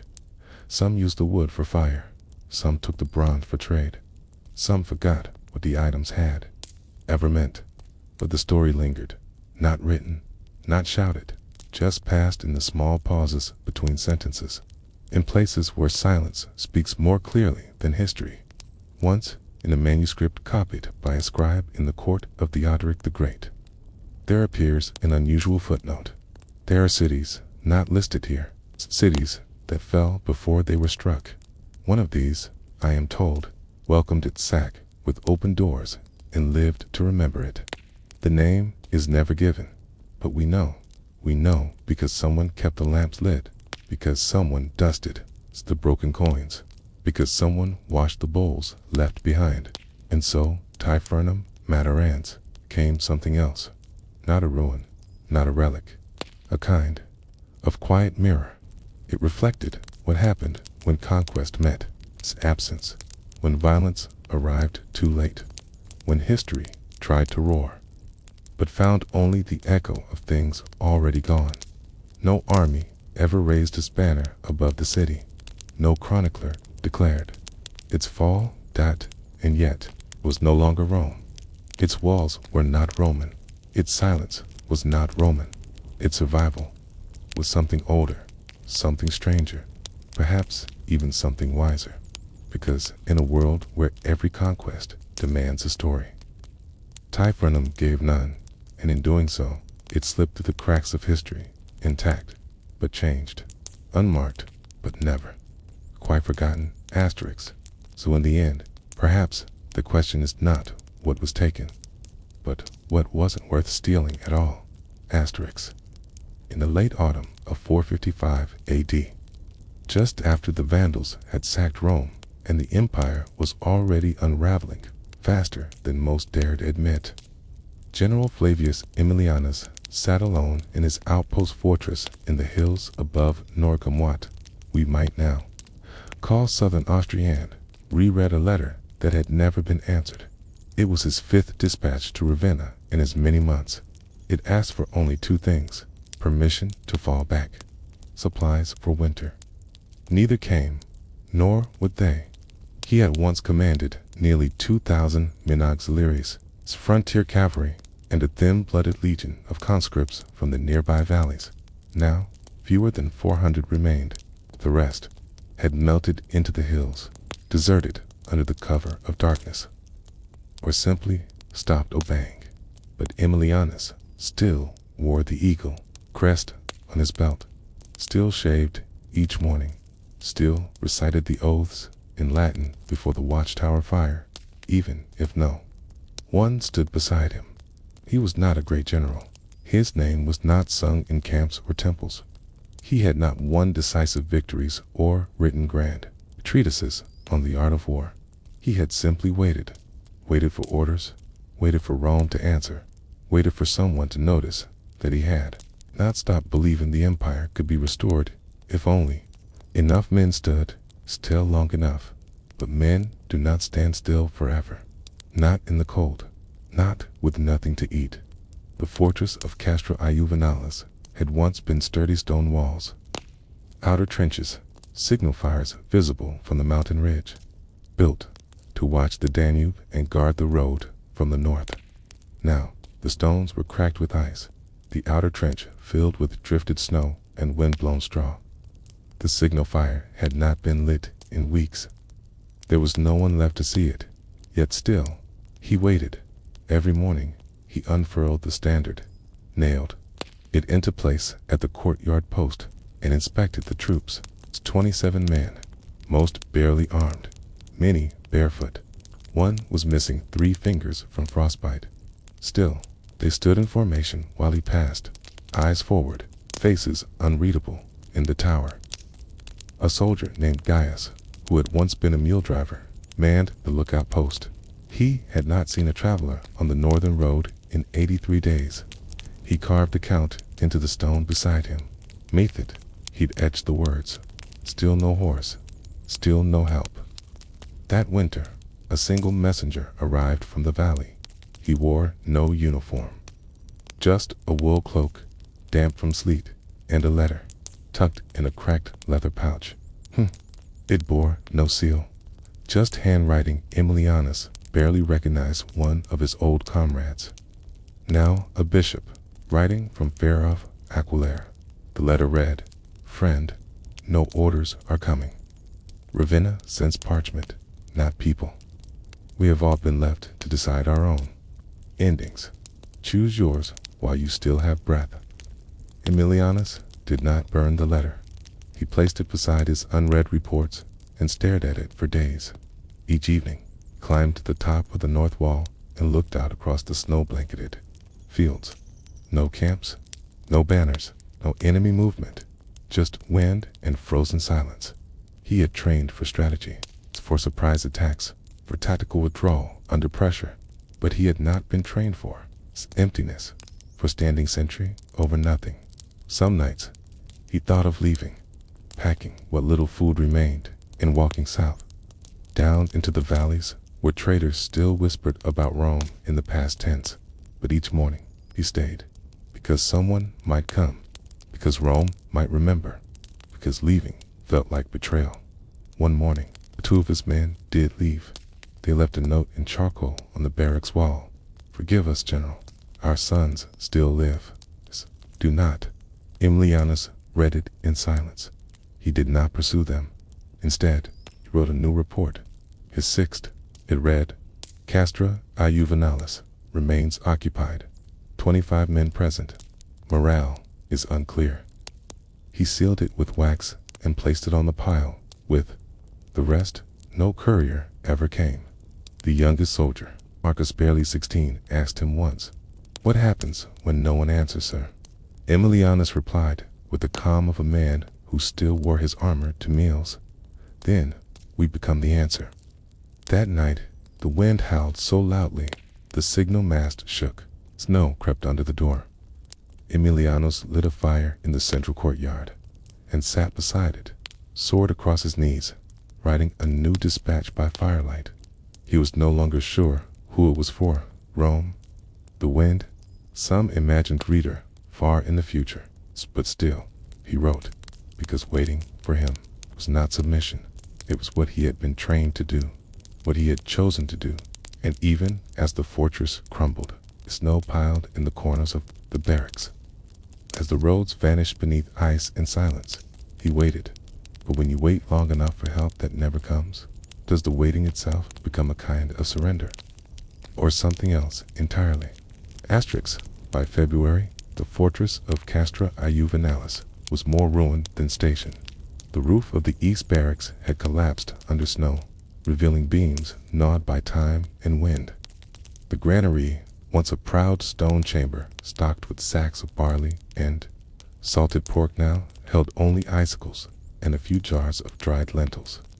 Even the armory had been reduced to a scattering of rusted shields and wooden training swords too warped to wield. And yet, each morning, General Emilianus rose, washed his face in melted snow, adjusted the folds of his standard-issue cloak, and held formation with the men who remained. There were 17 now, each one gaunt, each one silent, each one still turning to face the morning wind as their general called roll in a voice hoarse from frost. When he finished, they saluted not crisply, but out of rhythm, not because they believed, but because there was no one else telling them not to. One of them, a former farmer named Tertius, muttered one day, "There's more honor in planting wheat than waiting for ghosts." No one replied. Emilianus heard it. He said nothing. That night, the boy Marcus, still only 16, snuck down to the outer wall and carved a question into the frost-covered stone with the tip of a nail. "If no one is coming, why are we still here?" In the morning, it had been erased, not by weather, but by the general in its place. He scratched the words of his own, because once we were. It was the first time in months he had shown any sign of frustration or belief. He still wrote reports, stacked them beside the altar in the small fortress chapel. When the ink ran out, he switched to soot. When the soot ran out, he carved the words into bark. Each entry ended the same way. The standard remains. The fortress holds. The silence continues. He began writing other things too, not just reports, letters to no one, or to someone he could no longer name. One began, "To my son, if you had lived, this is what it meant to wear the bronze." Not the glory, the waiting. Another simply said, "To Rome we stayed." And another, "To whoever finds this place, the stones may lie, but the wind remembers." The wind, indeed, had become his only constant. It spoke more clearly than any senator. It passed through broken walls like memory, like time forgetting the shape of buildings and choosing only to remember the cold by the start of spring. Another 2 men had vanished. No trace, no sound, just gone. Marcus wanted to carve their names into the old wooden gate. Emilianus refused. "They may still return." "They won't," said Marcus, his voice barely louder than the fire. Still, Emilianus stood watch each dusk, squinting at the road, no longer visible beneath thawing snow and creeping moss. And then, one afternoon, a shape appeared. Not a rider, not an army, just a man, wrapped in skins, bent by travel, carrying no weapon, only a long walking staff carved with strange runes. He did not approach the gate. He stood outside it, waited. Emilianus descended from the tower and walked to the threshold. Himself, the man bowed, not low, not in reverence, just in acknowledgement. "General," he said, in Port Latin, "we heard you still held the line." "I do," Emilianus replied. The man nodded. "We're building something in the valley, a gathering place, not an army, not a city, just people who don't want to forget." The general said nothing. The man waited, then turned and walked away. No invitation, no request, just information. Dropped like a stone into a pond after he left. Emilianus stood alone by the gate until nightfall. When he returned to his quarters, he sat beside the coal brazier and unrolled a fresh scrap of parchment. He wrote, "They say there is life beyond the post, a place where memory grows in quiet ways. I am not yet sure if I believe them, but tomorrow I will hold roll call again." The wall remains. That night, Marcus found him asleep in the chapel. The general's sword lay across his lap. The standard, patched, tattered, dull, stood beside the altar and on the wall behind him. Someone had scratched a final set of words, not the general's handwriting, but unmistakably his voice. This was Rome, too. So, when a man guards nothing for long enough, does the emptiness become sacred or simply too familiar to leave? By the end of spring, Castra Juvenalis had become something not even its original architects could have imagined, a place not defended, not conquered, but held together by one man's refusal to let go. The fortress no longer served a purpose, in the imperial sense. No messages came. No armies passed through. No raids struck its walls. It was invisible to the world, forgotten on the maps, unmentioned in the scrolls that still circulated in distant courts.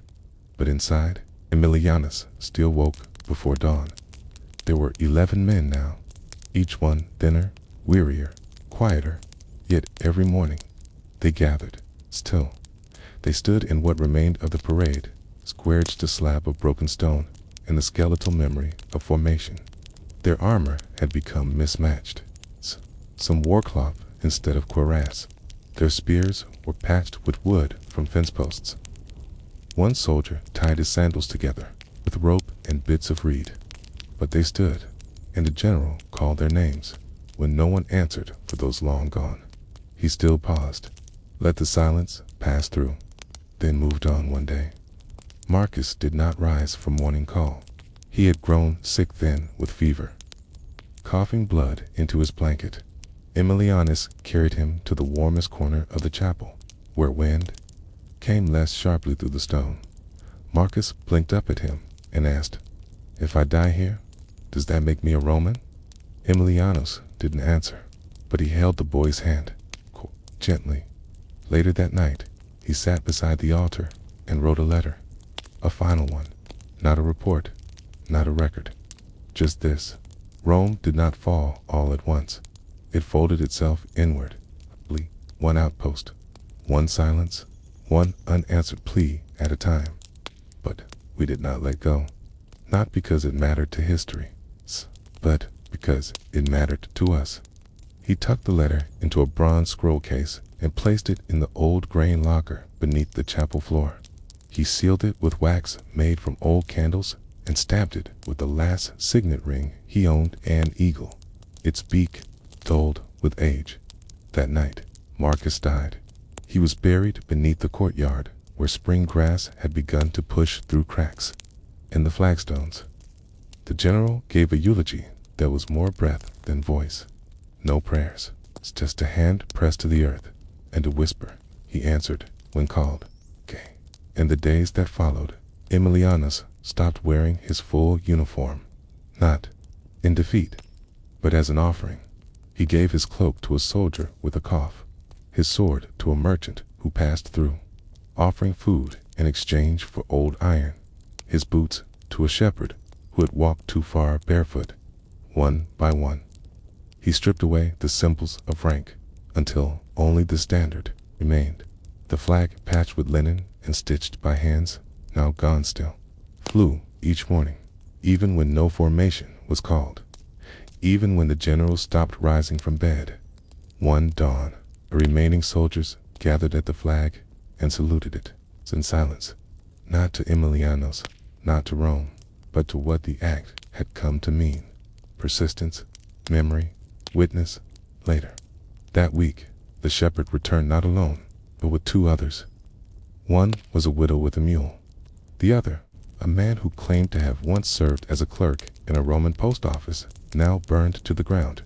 They asked if they could stay. The soldiers said yes. And so, the fortress changed again. It was no longer a military post. It was no longer a garrison. It became something quieter, a place where things were still remembered, where the names of the fallen were recited over stew, where children drew the shape of the eagle on flat stones, where people still listened for footsteps from the thieves. Not in fear, but in recognition, in time. No soldiers remained, but the standard was kept, hung over the chapel door, dusted each week, and eventually replaced with a banner of rough wool, dyed with river mud and berry pulp.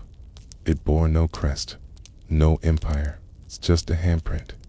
Years later, travelers spoke of the old fort on the ridge where no empire ruled, but where strangers were welcomed without question, where silence was respected, and where the phrase, "he answered," when called, was still spoken before shared meals, in dusty records found in a ruined monastery. A brief entry survives of Emilianus. Little is known beyond the ridge. He held no province. He won no battles.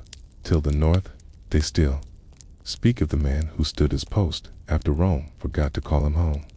So perhaps in the final chapter of Empire, the strongest garrison is not made of walls, but of people who remember why they stood at all. Asterisk in the winter of 409 AD. Tiber River lifeblood of the eternal city froze, not just along the banks or in shallow places where children tossed stones, but across its entire breadth. A sheet of pale ice crept from shore to shore, glittering under a sky that held no warmth, not even in sunlight. Old men, wrapped in wool and wine, said it hadn't happened since the time of Sulla. Some claimed it was an omen. Others just said it was cold and tried to find firewood in a city whose gardens had already been stripped of every twig. Rome was quiet then too. It's quiet, the kind of silence that echoes off marble and lingers behind columns. The sack by Alaric the year before had not destroyed the city, but it had changed it. Rome was no longer a place of command.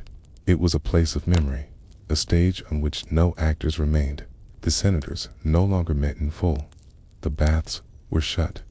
The grain ships from Africa had stopped arriving, and now the river had frozen. Not because of fate, but because of hunger, because fewer hearts were lit, because fewer people moved, because the flow of life itself had slowed to a crawl. And the water, like the empire, simply gave up moving. Along the banks, fishermen sat in disbelief. Their boats, wedged in the ice, creaked like ancient bones. The fish below had vanished or gone still. One man tapped the surface with his oar for hours, so trying to wake the river from a long, inconvenient sleep. He died of cold. That night, near the Forum Boreamoids, a bustling cattle marketer boy walked across the ice, his sandals wrapped in cloth, dragging a wooden sled behind him. On the sled was his sister, sleeping under a wool cloak. He was taking her to the other side of the city, where someone still baked bread from old flour. When they arrived, she was no longer breathing. The baker gave him 2 rolls anyway. Near the Cloaca Maxima, it's a great drain of Rome, rats skittered across the frozen surface in broad daylight. They no longer feared humans. They outnumbered them. No one called the watch. There were no watchmen left. The Senate, what remained of it, issued a brief notice due to weather and diminished grain supply. Water access is suspended at 3 aqueduct termini. Citizens are advised to boil melted ice. Someone scratched a reply into the stone wall beside the notice. And what should we burn? By midwinter, the ice grew thicker. Children skated with flattened amphora shards tied to their feet. Priests held processions along the surface, incense swirling in clouds that hung too low. And then something changed at night. Figures began to appear along the river's edge. Not soldiers, not merchants, just shadows.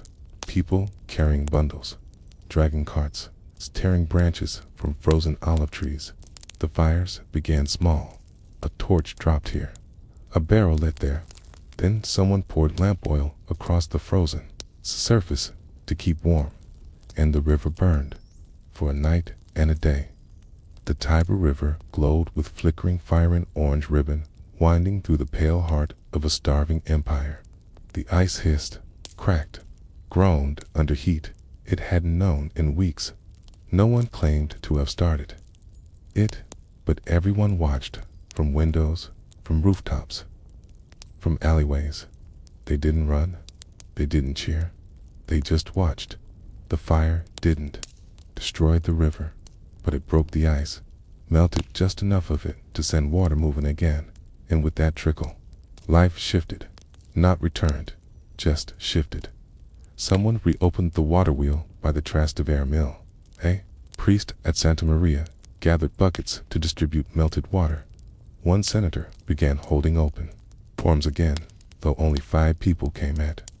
Wasn't a revival, it wasn't a victory, but it was something more than waiting, something more than freezing. After the fire, the people of Rome didn't speak of it as a miracle. They spoke of it as a memory, a moment when even the river had decided enough was enough. So what does it mean? The water stops moving until the city sets it on fire. Asterisk, by the second morning after the Tiber burned, steam rose from the surface like the breath of a sleeping god. The flames had not lasted long, not long enough to spread destruction, but just enough to stir the city, just enough to melt the ice along the shallows, to release trapped filth and forgotten objects and dead rats frozen mid-scurry. Just enough to convince the people of Rome that the river still had a pulse. It was not beautiful. The water was dark, oily in places, reflecting broken walls and bent columns. The fires had scorched some of the riverside docks. Charcoal dust floated downstream, mingling with petals from a funeral garland someone had dropped from the ponds and milias. But the flow had returned, and that changed everything. People began to gather at the bank's knot in celebration, but in quiet purpose, to wash, to draw water, to feel the cold tug against their fingers. A fisherman returned to his mooring post with a cracked net and no bait, saying only, "We'll see." The baker, who had given bread to the boy with the frozen sister, left a note on his stall door, 1 loaf per hand, first light until sold. There was no coin, only trade, a chipped comb for a crust, a strip of linen for a handful of flour, an old bronze coin, polished until smooth, with a corner of a day-old roll. Up the slope, toward the eventing, an elderly woman knelt with a pot to collect melted runoff as it dripped from the eaves of an abandoned villa. When asked if it was clean, she smiled. "The gods boiled it for me." She wasn't joking, not really, asterisk. Because for the first time in weeks, Rome felt warm again, not in the air, but in the voice of things. The echo in the arches. It's a clink of cup to ladle. It's a grunt of effort as someone lifted a pail from the river. The priests at Janiculum resumed their morning incense, though no worshippers came. The Senate, then as ever, convened in an open courtyard to avoid the mold spreading inside the curia. One senator read a poem. "Not a law. Here lies the river, neither dead nor king. It flows." Again, not for glory, but out of hunger. No one applauded, but no one left either. Children began tossing bread crusts into the water. watching them float downstream like messages no one would read. The practice caught on. People began writing tiny notes on scraps of parchment or linen prayers, names, debts they could no longer repay, dropping them into the current. One man wrote, "To my brother, I'm sorry we argued before the gates fell." Another, "If anyone sees my dog, he answers to Felix. Feed him." Another, barely legible, "We burned the river. It forgave us." Even as life resumed around the river, the damage remained. The granaries were still mostly empty. The aqueducts still cracked in places. The rich still locked their doors and ate behind drawn curtains. But something subtle had shifted some ancient rhythm of survival. Disturbed and then restored by fire and fear and thaw. At night, people lit small candles by the bridges, not to mourn, not to warn, but to mark time, to say, we're still here. Even in a city that had seen more emperors than snowfall. This was something. One evening, a monk from the Subura quarter took a plank from a collapsed market stall and carved into it a single word: transit. It has passed. He set it afloat in the water just before dusk. No one knows what became of it. Perhaps it reached the sea. Perhaps it sank. But 4 days after, more planks appeared, more words, still flowing, still roaming. Forgive us, river. Come back. Tomorrow. These were not declarations of power. They were acknowledgments of smallness, of endurance, that in a city stripped of command, symbols still mattered, that even when nothing remained to fight for, people still knew how to float words into the current and wait, not for salvation, but for silence, to answer them kindly. So, when the river flowed again bearing ash, memory, and offerings, was it carrying the past away, or bringing something back with it? Asterisk, by the end of that strange winter, the Tiber no longer looked like a wound or a warning. It looked like a mirror bent by current, dirtied by time, but still reflecting the faces of those who leaned close enough to see Rome had not healed, but it had begun to stir. Not from the strength of armies or the return of order, but from the quiet, uncoordinated choices of those left behind. The water wheel in Trastevere turned again, slowly. A boy tossed pebbles into the river each morning, before lighting a candle at his father's empty stall. A woman who had once read poetry to senators, now read it aloud to dogs and pigeons, perched along the ponds, fair, my, cius, and the river listened, not because it understood, but because it didn't leave. On a morning marked by gray sky and wind that smelled faintly of thawed earth, someone found a body. It had drifted ashore near the foot of the broken quay beneath the Forum Holitorium, wrapped in thick cloth, arms folded neatly, with a coin still gripped between its fingers. There was no sign of violence, no wounds, just weariness. The priest who found him said quietly, he came back the only way he could. They did not ask who he was. They burned incense beside the bank and placed a coin into a clay jar, sealing it with a scrap of cloth that read, "A traveler has returned. Let his passage be remembered." Not far from there, another discovery was made. A carved wooden panel, half burned, lodged between two mooring stones. On it, in hurried Latin, someone had scratched, "We did not leave. We simply watched the river stop. Then we watched it move again." No one claimed to have written it. No one needed to, because the city knew. Not in words, but in a kind of knowing that lives in gesture and bread, shared without comment. In silent nods exchanged between strangers, passing over bridges. In the way, every Roman now looked at the water as if it might speak back. The baker near the Aventine placed his oven outside now, even when it rained. He said the smell needed to travel. The fishermen resumed their work, casting nets with more habit than hope. The children still sent their crusts and carvings downstream. One note read, "Don't forget us, even if we survive." At night, a song began to spread. No one knew its origin. It had no melody. It's not really. Just a few hummed lines passed ear to ear, home to home. River cold, river deep, carry sorrow where you sleep. Burn the ice, but not the name. Bring tomorrow just the same. It wasn't mournful. It wasn't hopeful. It was just honest, a reflection of what the people had become. Not citizens of empire, okay, but citizens of endurance. In time, the river swelled again with spring rains, carried away ash and bones and old paper prayers, but it left behind its message that even when Rome forgot how to be Rome, the water remembered. It remembered the shape of bridges, the weight of salt on skin, the sound of feet hurrying home in the dark, the silence of morning when no bread remains, the hush of firelight on marble, and above all, it remembered the people who stayed, who kept watch not as guards, but as keepers, not of greatness, but of continuity, because something, anything, had to remain. And if all else failed, the river would carry it forward, even if no one downstream knew what to call it. So, when the last torch died and the water ran black again, did the river remember the empire, or only the warmth of its people?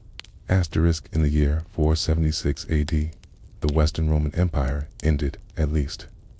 That's what the scrolls would one day say. They would mark that year with a neat line when Romulus Augustulus was deposed, and when the boy emperor surrendered his diadem, when a Germanic general named Odoacer declared himself king of Italy and sent the imperial regalia east to Constantinople with a note that simply read, "There is no longer need for two emperors, but in the northern city of Mediolanum, in a cell no bigger than a pantry." A man named Calvus Justinius did not know any of that. He had been imprisoned 3 years earlier, not for treason, not for murder, but for writing too much. Before his arrest, Calvus had been a clerk, quiet, consistent. He copied tax records, birth registries, military rosters. When the magistrates needed someone to reconcile conflicting document states that didn't match, names misspelled, he was called. And he noticed something. The names were disappearing, not literally, but slowly, subtly. Every month, fewer births, fewer marriages, fewer soldiers enlisting, fewer reports from provinces that had once written weekly. And so, the margins of the official ledgers, he began writing. Notes, not criticisms, just questions. Why does a qualer no longer send grain tallies? Is there a new census planned? The last was 20 years ago. Have we abandoned Risha? There's been no record of payment to the garrisons there since autumn. At first, the magistrates ignored him. Then they reprimanded him.